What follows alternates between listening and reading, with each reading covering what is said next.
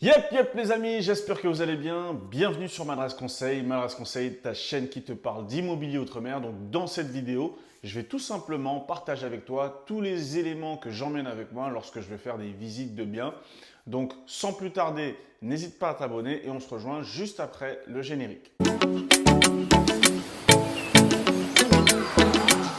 Alors je me présente, je m'appelle Steven Jacobi, investisseur. J'ai investi donc en Ile-de-France, mais aussi et surtout dans les départements d'outre-mer. Et l'objectif de cette chaîne, elle est tout simplement de vous motiver, qu'on puisse partager ensemble les bonnes astuces, partager aussi avec vous les erreurs que j'ai pu faire, les problèmes que j'ai rencontrés, pour qu'à votre tour, vous ne puissiez pas faire la même chose. L'objectif, c'est vraiment de se motiver, encore une fois les amis, créer cette communauté et qu'on puisse avoir un petit peu plus d'impact et échanger toutes les connaissances qu'on peut avoir. Donc, sans plus tarder, on va commencer par le premier élément que j'utilise lorsque je fais des visites et ça va être le mètre. Donc là, c'est 3 mètres. Ça peut être plus, ça peut être moins, mais il est facile d'utilisation. Tu peux l'utiliser seul et tu verras qu'à partir du moment où tu as besoin de quelqu'un, il y a un autre élément, un autre outil qui te permettra d'être plus efficace et plus rapide. Donc l'objectif de ça, c'est de mesurer des meubles, pourquoi pas un meuble existant ou un meuble que toi tu prévois de faire lorsque tu veux calculer le lit, etc., l'emplacement. Donc ça, c'est vraiment très intéressant et très important.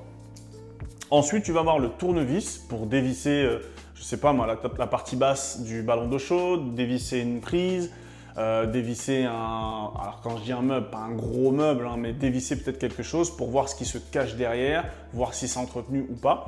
Donc il y a la tête torse, la tête plate qui peut aussi t'aider à dégager des choses qui sont collées, qui ont du mal à sortir avec le temps. Donc ça coûte pas cher, ça prend pas de place et c'est très important. Ensuite, on va avoir la lampe. Donc là, pour le coup, c'est du premier prix. D'accord. Les piles, je crois même, coûtent plus cher. Et donc là, avec cette lampe, tu vas avoir la possibilité de vérifier les endroits qui sont pas lumineux ou tu sais, derrière certains meubles qui sont fixés parfois, tu sais, on fait du cache-misère, on repeint les murs, on nettoie, sauf qu'on ne prend pas la peine forcément d'enlever des meubles, de les dévisser, nettoyer et de les remettre derrière. Et donc parfois il y a des petits accès, des petits espaces et avec cette petite lampe tu peux regarder et voir justement ce fameux cache-misère. Donc pareil, ça coûte pas cher. On va avoir, et ça va en lien avec le mètre, tout simplement le télémètre. Donc là on rentre quand même dans un investissement un petit peu plus coûteux puisque ça m'a coûté je crois 70 ou 80 euros. L'avantage c'est que tu l'utilises seul. Tu peux prendre, je crois, plus de 10 mètres ou plus, peu importe. En tout cas, tu peux prendre des bonnes mesures. Donc, il y a des télémètres qui prennent une dimension plus élevée, mais qui coûtent forcément plus cher. Moi, j'ai celui-ci qui est amplement suffisant. L'avantage aussi, c'est que, donc déjà, c'est très précis, mais tu peux aussi calculer la superficie d'une pièce. Et tu verras dans d'autres vidéos, lorsqu'on en parlera, par exemple, la chambre qui doit faire 9 mètres carrés, vérifier tout simplement qu'elle fait bien 9 mètres carrés pour être carré au niveau de la loi. Donc le télémètre un petit peu plus coûteux. Ensuite, très important aussi, je dirais même aussi important que le télémètre, c'est le détecteur d'humidité. Au prix que ça coûte, c'est 20 euros. Franchement, ça coûte pas cher.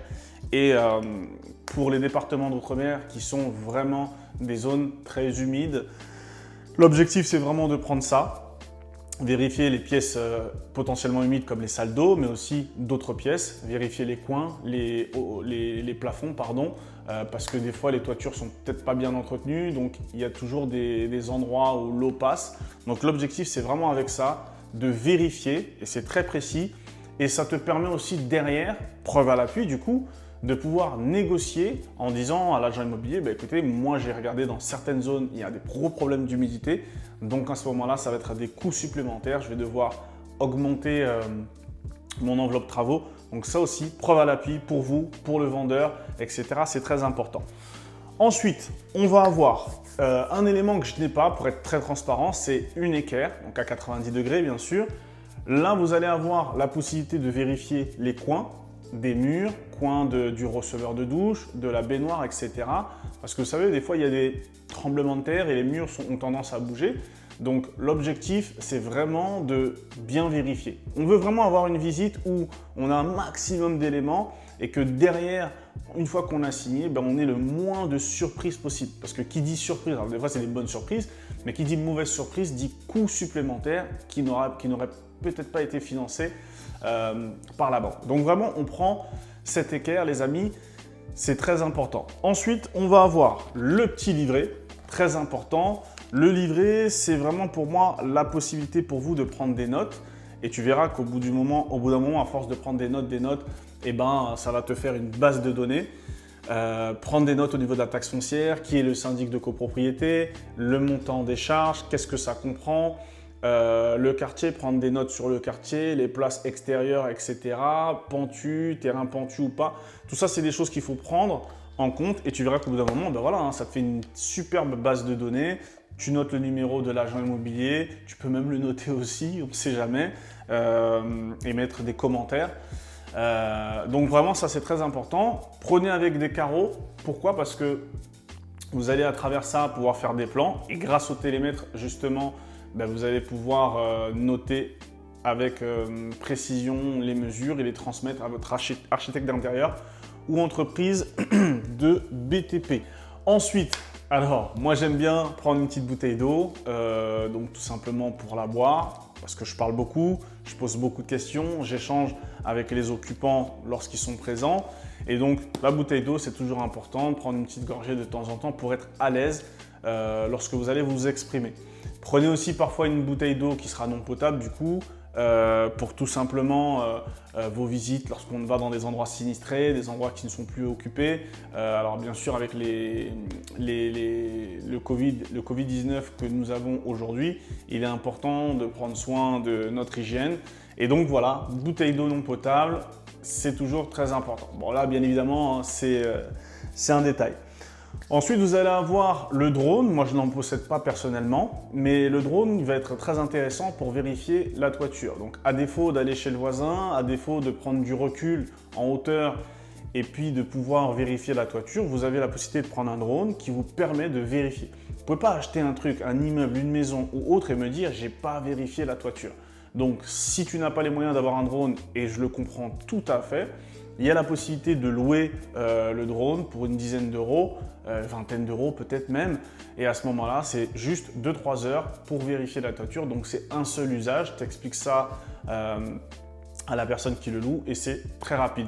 Mais vraiment, c'est un petit coût, un petit investissement, mais pour pouvoir confirmer votre vente. Ensuite, on va avoir, non, je ne l'ai pas non plus ici, les petits chocolats. Pourquoi le chocolat? Tout simplement parce que quand tu fais une visite, l'objectif c'est d'être professionnel. Donc les outils que je t'ai montrés juste avant vont t'aider. Mais l'objectif aussi c'est d'être sympathique, de donner envie à l'agent immobilier de nous recontacter si toutefois on ne fait pas l'affaire. Donc vraiment être sympathique et professionnel, sérieux. Et puis aussi pour remercier le locataire ou le propriétaire occupant qui nous a ouvert ses portes, nous excuser du dérangement. Et ce sont des choses qui peuvent nous aider. Alors, ce n'est pas ça qui va faire que tu vas acheter à un meilleur prix. Mais si à un moment donné, le vendeur ou les vendeurs sont hésitants, ça peut en tout cas peser en ta faveur, peser dans la balance en disant voilà, c'est quelqu'un de sympathique, de sérieux et de respectueux, qui nous a pas pris de haut, il nous a offert un petit truc. Bon voilà, c'est pas le chocolat qu'il faut voir, c'est vraiment le geste qui est important. Ensuite, pour finir, vous allez avoir votre dossier de financement, donc avec bien sûr votre pièce d'identité, les relevés de compte, les preuves de votre épargne, éventuellement une simulation de la banque, ça ce serait vraiment l'idéal. Maintenant, c'est pas toujours évident si tu vis 4-5 biens et de faire une simulation par bien, mais vraiment d'avoir une tendance via la simulation et d'expliquer au commercial que voilà, vous visitez plein d'immeubles, donc vous ne pouvez pas avoir la possibilité d'avoir 10 simulations par bien. Donc vraiment avoir ce dossier-là avec une feuille blanche pour pouvoir faire tout simplement une offre d'achat si toutefois tout est carré, tout est rapide, tout est clair et le prix est intéressant. Donc là, vraiment, vous pouvez faire ça. Et expliquer aussi au commercial que s'il veut tous ces documents qui sont disponibles sur un Google Drive ou que tu peux lui envoyer par email. Voilà les amis, pour terminer bien sûr le téléphone avec lequel je filme pour prendre des photos parce que c'est beaucoup plus parlant lorsqu'on a des photos. Et au moins, avec tout ça, vous avez une bonne palette. Alors, j'aurais pu parler du détecteur thermique, etc. Mais là, on est vraiment dans des choses beaucoup plus coûteuses. Je vais préférer ne pas en parler volontairement. Sur ce, les amis, n'hésitez pas à mettre dans les commentaires des éléments que j'ai oubliés, que j'ai pas mis, qui pourraient être utiles ou des choses qui pour vous ne sont pas utiles. Bref, on est là pour échanger, je vous l'ai dit. N'hésitez pas à le mettre dans les commentaires. Likez cette vidéo afin qu'elle puisse avoir plus de pertinence auprès de YouTube. Sur ce, les amis, on se voit pour la prochaine vidéo. Comme on dit chez moi, à plus tard. Et si vous n'êtes pas content, c'est même là.